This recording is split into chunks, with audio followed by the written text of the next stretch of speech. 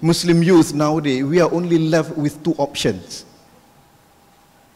Number one, you maintain the status quo that most of Muslim countries, maybe apart from Indonesia, yeah, and Malaysia, maybe, I don't know. It's not correct to address this kind of audience with that. But anyway, I mean, most of Muslim countries, especially in the Middle East, they're being ruled by tyrants, by dictators, by regimes, by monarchs that never believe in democracy. But they are building their allies and darlings of the so-called democratic power of the West. Saudi Arabia, definitely there's no democracy in Saudi Arabia. Even women are not allowed to drive their car. What more to be, you know, minister or whatever. But again, they are the darling of the United States.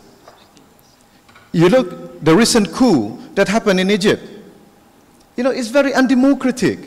But again, US recognized them, and you could see a couple of days ago, even EU repertoire came to officiate the Suez Canal ceremony or whatever. They recognize them. So that's the very first option. You have to acknowledge that there's no room for Muslim Democrats in Muslim countries. Yeah. The second choice you have is to join Abu Bakr Baghdadi and the Islamic States.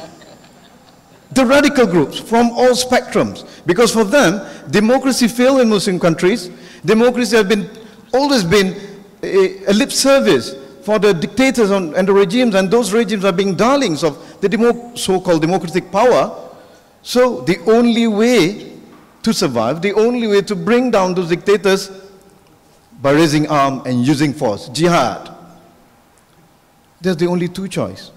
Yes, we can talk about all these, you know, beautiful things from Quran, for whatever, but for normal Muslims, looking at the situation, deprivation of Muslims, the current, you know, injustice in all Muslim countries, you only have two options.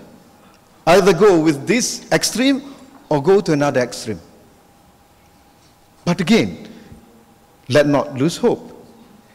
Let not lose hope. I mean, the third option definitely wouldn't be an exclusive political Islam discourse. It would be an option for inclusive political Islam working together with other democrat actors who share the same common belief in the needs for justice, the need for human rights, the need for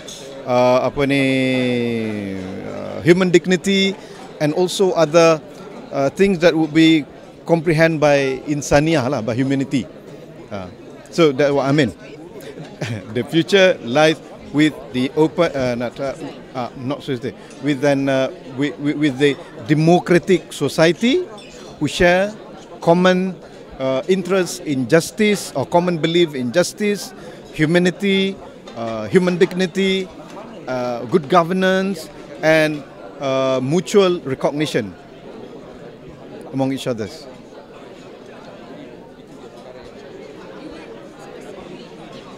No, I was not. And even because the topic is the world.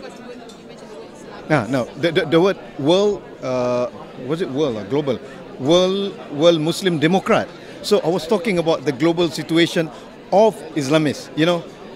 And PAS is not the only Islamist in Malaysia. So Dr. Zul has presented his argument saying that PAS is an inclusive political party. So definitely it is by default excluded from what I've been saying. I was addressing the tendency of certain Islamic parties, certain Islamic political actors in other part of the world, or maybe in Malaysia, but not necessarily, is not definitely not PAS, who live in exclusivity and looking at others, at non-Muslim, non-Islamists as the others, or as enemy, or as infidel. This doesn't work, and the future does not belong to them. The future belongs to a more inclusive political Islam, belong to the democratic family, the bigger and larger inclusive people who believe in humanity, human dignity, justice, rule of law, and good governance.